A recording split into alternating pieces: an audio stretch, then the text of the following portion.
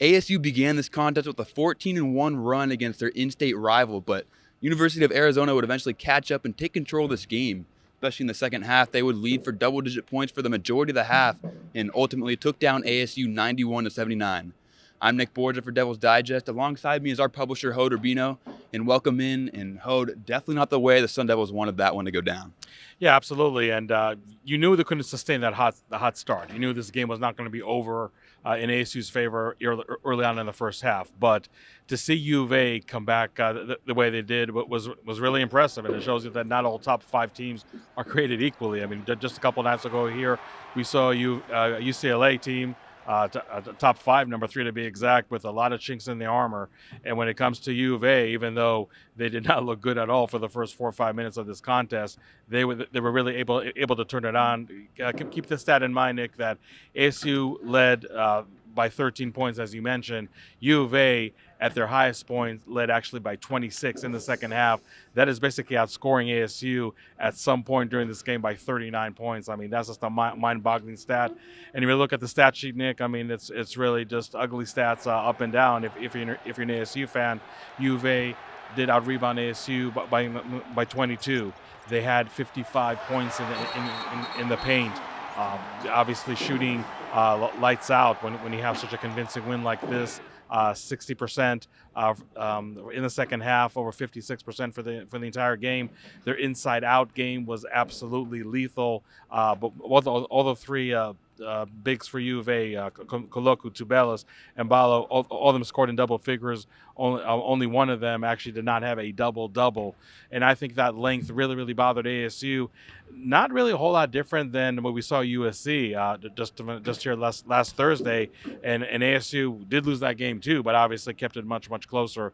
But I think that length for U of A was really just absolutely no. ASU had no answer really whatsoever. And we talked, if you remember, after the UCLA game, that UCLA, not that they're a short team by any means, but they definitely did not have the length of U of A, and that's why ASU was able to contend with the Bruins much better 2 nights ago than they were against U of A. So when you have an inside-outside game working so well, again, an aspect that worked very well in ASU's favor when they did pull that upset win against UCLA 2 nights ago, there's really no reason for you not to come on the winning end of this. If there's any comfort, the line I think was 12.5 ASU with a late dunk by John Olmstead, the walk-on center, we're actually able to cover. But make no mistake about it, 91-79 seems a somewhat respectable loss. But anybody that saw the game on TV or was here at DFA knows that this score definitely does not reflect what happened in the game, especially in the second half. And if ASU was really back to the drawing board, it really was a very tough stretch of 3 home games. It did go 1-2. It's a bit better than being swept, but it definitely shows that they do have a lot of work to do to make this season somewhat respectable, at least in the second half of Pac-12 play.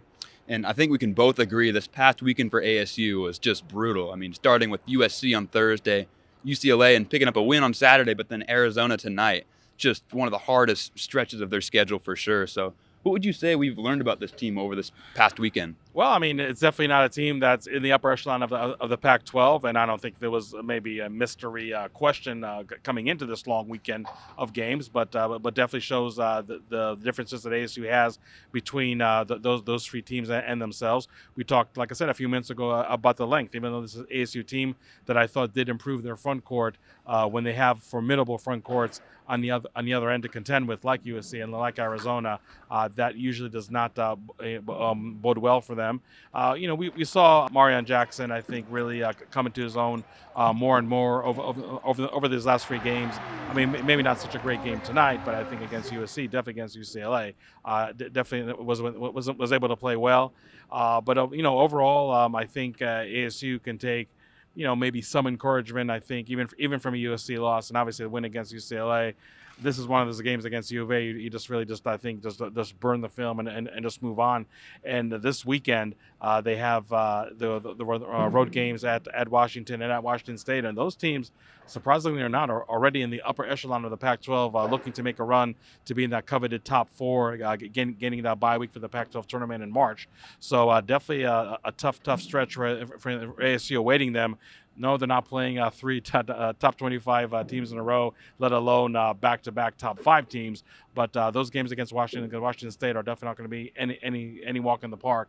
And ASU, if they can just really hone on what they need to fix, I don't think they're going to find the length that they saw this past 3 games against the teams against Washington. But there's definitely a lot to clean up.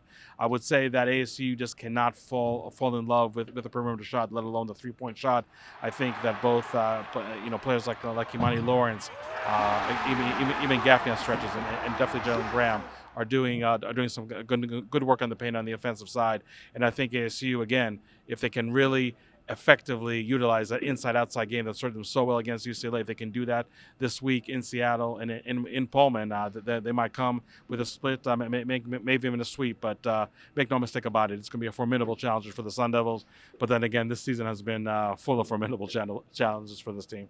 Absolutely. So Arizona State will head to Washington, as you mentioned, Hode. But until then, my name's Nick Borgia. That's Hode Rubino. And thank you so much for tuning in.